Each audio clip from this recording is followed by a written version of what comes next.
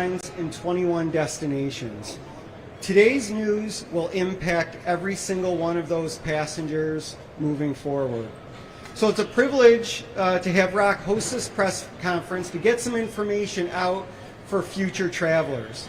Today joining me is Lisa Farbstein, spokesperson from the Department of Homeland Security Transportation Security Administration, New York State Department of Motor Vehicles Director Mark Schroeder, State Senator Jeremy Cooney, I think will be joining us soon. I know he wanted to be here, and Monroe County Clerk Jamie Romeo. I'd like to thank them all for joining us and taking the time to come out here and deliver this important message for passengers. Please let me start the press conference off with a spokesperson from TSA. Lisa? Hey there, sir. Okay, it's Lisa Farbstein, Farbstein, spokesperson for TSA. And I'd like to start by telling you a little story. It's a story you're probably familiar with, but we're going to go over it to make sure that you fully understand why we have the Real ID program in place. So on September 11th of 2001, 19 terrorists boarded 4 flights. They boarded flights, those planes, crashing them into the World Trade Center, causing the loss of more than 3,000 lives. Every one of those terrorists had a fraudulent ID when they boarded those aircrafts. So in a nutshell, when you use a driver's license that is Real ID compliant, it meets the Real ID standards, it is proof that you are who you say you are, because TSA wants to know who is boarding the planes. Now, after those terrorist attacks of 9/11, President Bush established the 9/11 Commission to study the events leading up to that terrorist attack and to make recommendations to help ensure that that would not happen again in the future. One of those recommendations was that the federal government needed to set standards for the issuance of any sources of identification, such as driver's licenses. So Congress passed the Real ID Act of 2005, and that established these minimum security standards for licenses and the production of those licenses by the different states. And it also, the Real ID Act of 2005 prohibits the federal government from accepting non-compliant Real ID forms of identification from being used to get on planes, to board planes. So now we have these Real ID licenses that are being issued by every state, and they're a vital component to our national security framework. And now the Real ID program will kick into effect on May 7th of 2025. Everyone who is 18 years of age or older must have a Real ID driver's license or an enhanced license for people who live in New York State, or another acceptable form of ID, because there are other acceptable forms of ID, the most common being a passport. So now, originally the Real ID Act, getting back to my story, originally the Real ID Act was supposed to kick into effect in 2008. But what happened was several states weren't prepared for that. Several states had not already had the, I'll call it like the backroom framework in place to produce licenses that met those security standards. But by 2020, 5 years ago, every state was compliant, and every state was able to start issuing Real ID compliant ID, forms of ID. But then COVID hit, and so the implementation was delayed again. And again, May 7th, that's the key. May 7th of this year, driver's licenses, you need to come to your local DMV office and bring certain documents with you. And Mr. Schroeder will go over that shortly. And what's key to remember, again, and I'm going to just say it over and over, May 7th, 2025 is the day that Real ID kicks in. Now, with that said, TSA is aware that there are hundreds of thousands of people who show up at airports across the country who probably are not going to have a Real ID compliant document of some sort. Again, it's a license, it's a passport, and there are some others as well. You can go to our website, tsa.gov, to see what other forms of ID will be acceptable.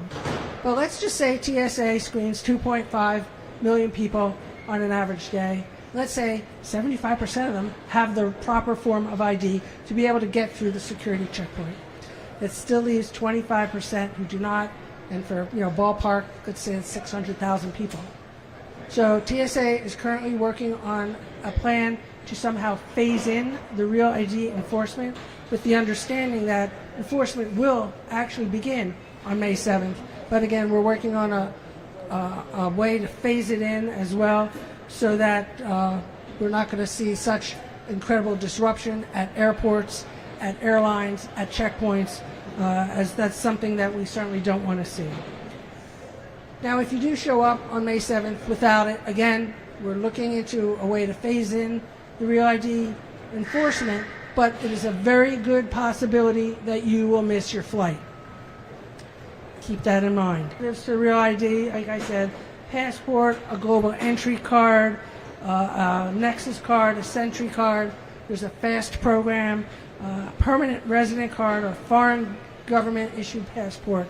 All of those will work. I know a lot of people have passports and they're thinking, hey, I can bring my passport. And you can, that's fine. The thing is, it's not, common sense, so to speak, to remember, oh, I'm flying to Boston, I'm flying to Chicago. For domestic flights, you don't typically think about bringing a passport with you. And so that's an extra step you'll have to take, because that's not sitting in your wallet already. So you'll have to remember to pull your passport out. The other thing is that we encourage you to get your Real ID sooner rather than later, because as the deadline approaches, and that deadline is 92 days away, as that deadline approaches, you're going to see a surge in demand for people who want to get their Real ID or even their passports. And so we're, again, encouraging everybody to get the Real ID compliant document sooner rather than later. So quick wrap up from me is Real ID enforcement begins on May 7th, and it's intended to improve the reliability of our security system here in airports. And enforcement, again, May 7th. Please bring your Real ID compliant form of identification. At this point, I'd like to introduce Commissioner Schroeder. Thank you.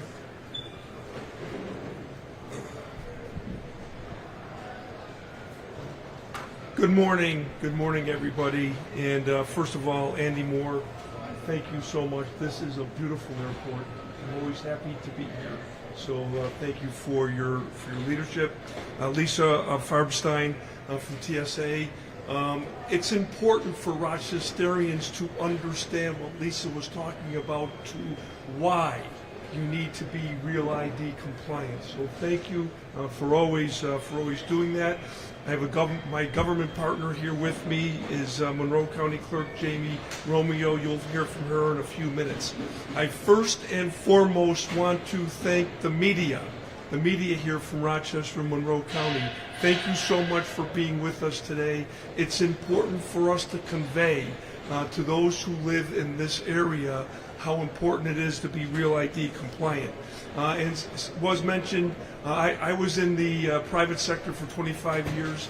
I was an elected official for 17 years, and I've been the commissioner of DMV and the chair of the Governor's Traffic and Safety Committee since 2019. And on behalf of our governor, many of you know she is the first woman governor from the state of New York. Some of you might know she's only the second governor from Buffalo, New York, where I'm from.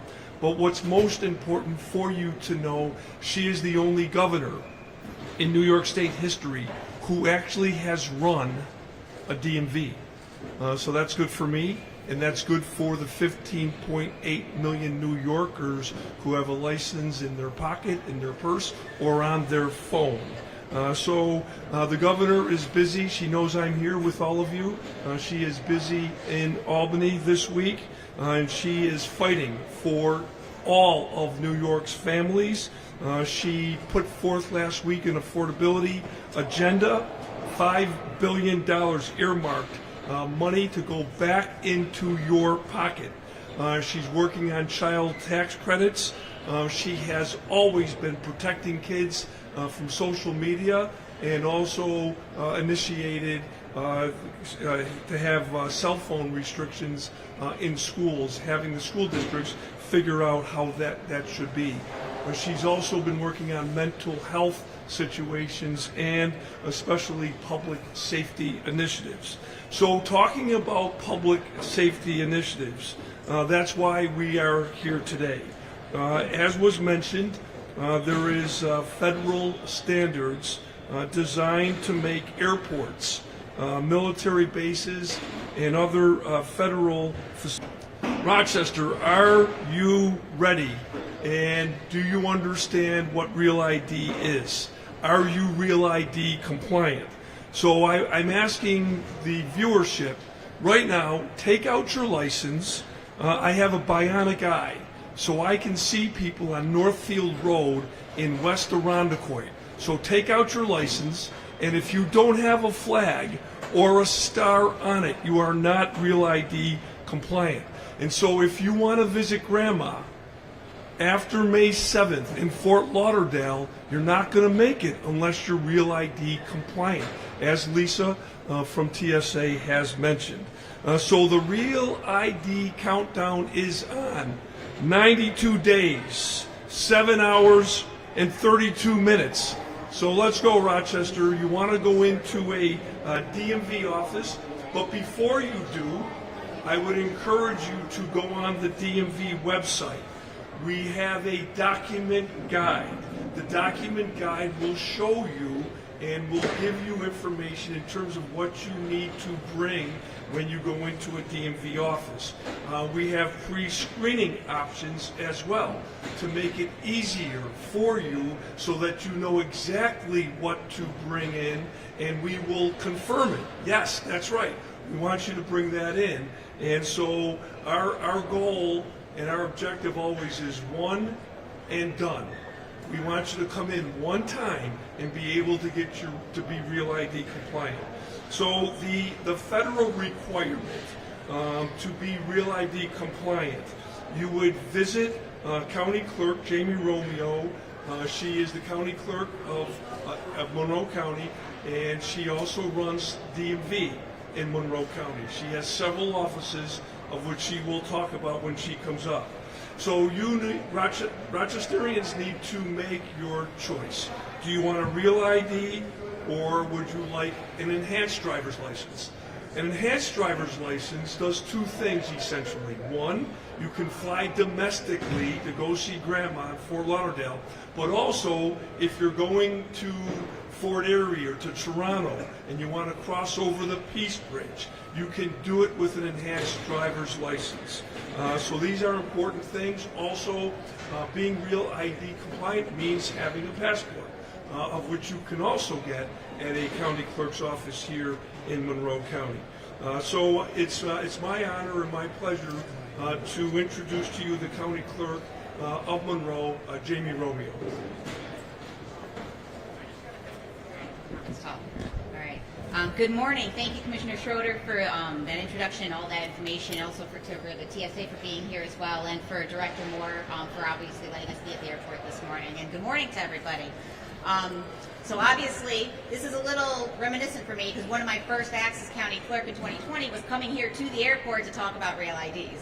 And while we have talked about this a number of times over the years, we want everyone to take this seriously and do not act like this is going to get delayed again. We want everyone to make their plan of action about what is it they're going to do for themselves and their circles to make sure that they are all ready for Real ID, particularly if you plan on flying domestically.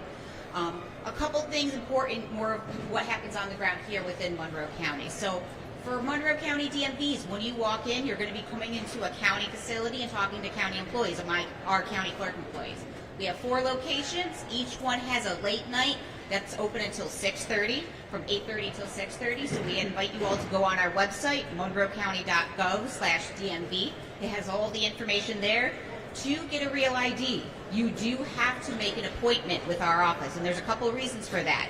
One is because it will send you repeatedly that document guide that the Commissioner talked about that will help you step by step make sure you're going through and figuring out what it is that you need to bring in. But it also allows us to serve you better, to rather than waiting very long time, you can go into the appointment line and get served very quickly.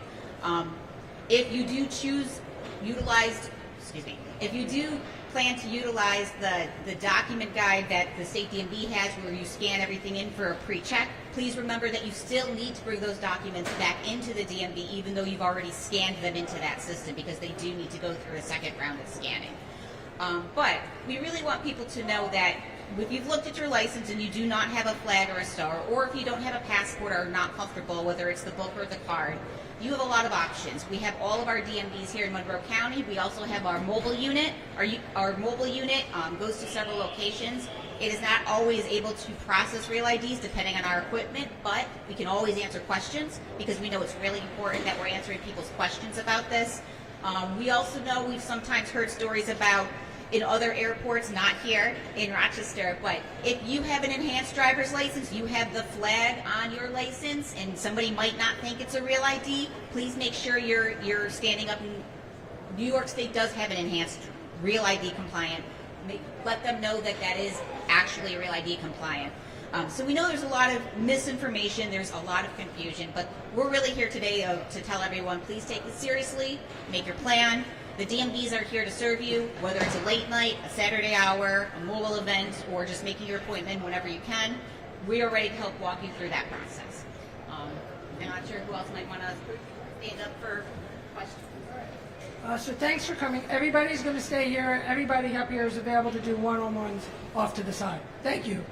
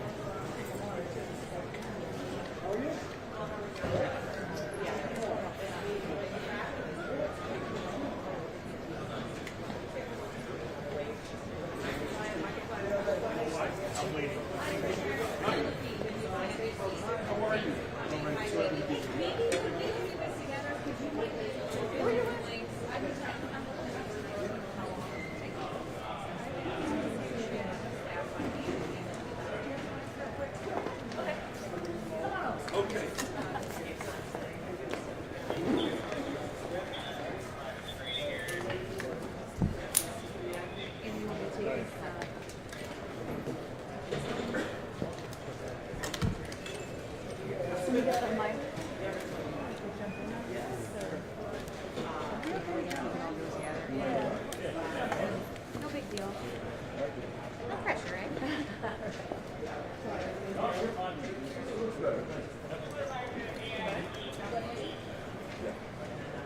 Okay, so I guess if we could, can we start with the time this should take people? It's 5 o'clock May 8th, and I want to make sure that how quickly should I start this process? And are you all prepared to handle the So this is the reason why we're here. This is the reason why County Clerk William and myself have been here before. I've been to all 13 airport offices because that's required. There are so many people who like doing transactions now online, but this is one that you can't. So that is when they're going to start calling or making appointments here in Monroe County that want to come in. So we would tell people, please come in as soon as possible. Once you come in to the county clerk's DMV office here in Monroe County, and then the process of processing the real ID or enhanced driver's license, that could take a little time. We like to say maybe it's 7 to 10 days, but we just want to make sure that New Yorkers are aware